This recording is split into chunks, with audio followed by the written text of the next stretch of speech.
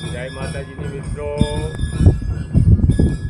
અત્યારે હું મારી ચેનલ ઉપરથી બોલી રહ્યો છું અને એક ગુજરાતના એક મહાન પ્રદેશ અધ્યક્ષ એવા જગદીશ વિશ્વકર્મા જે રીતે બોલ્યા જેનીબેનને, અને જગદીશ એટલે જગતનો નાશ કહેવાય અને કર્મા એટલે એક ઋષિ કહેવાય.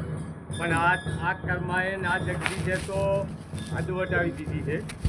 તો જ્ઞાનીબેન વિશે પોતે બોલ્યો છે કે તેના જ્ઞાનીબેનના પાલોમાંથી હું મત ખેંચી લીધા અને જ્ઞાનીબેનને ના બોલવાના શબ્દ કરવા બોલ્યા.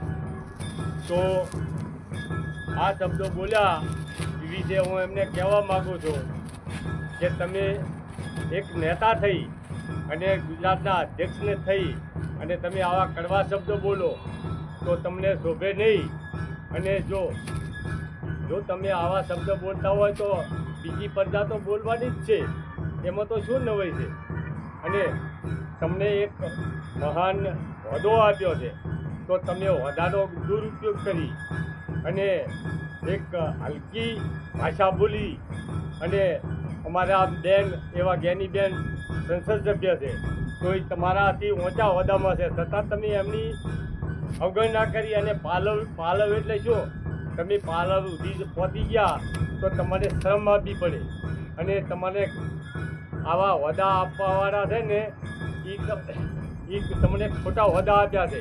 અને તમે તો ખરેખર જે સોડા ઘડતા હતા ને એ સોડા ઉતારતા હતા એ સોડા તમે આ તમારી ભાષામાં આપી દીધા.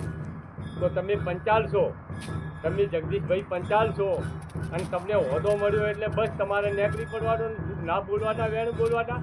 અને આ વેણ છે તમારા કોઈ અમારી ભારતની નારી શક્તિ અથવા ગુજરાતની નારી શક્તિ કોઈ પણ એક શબ્દ સહન નહીં કરે તમારો.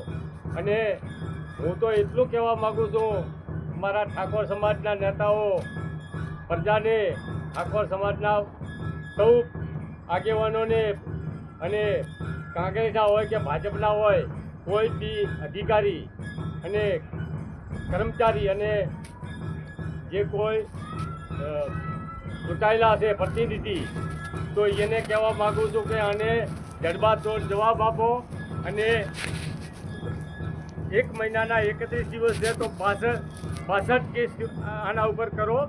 અને 62 કેસ કરી અને 62 રોજે રોજ 2 તારીખ ભુજથી ભરૂચ,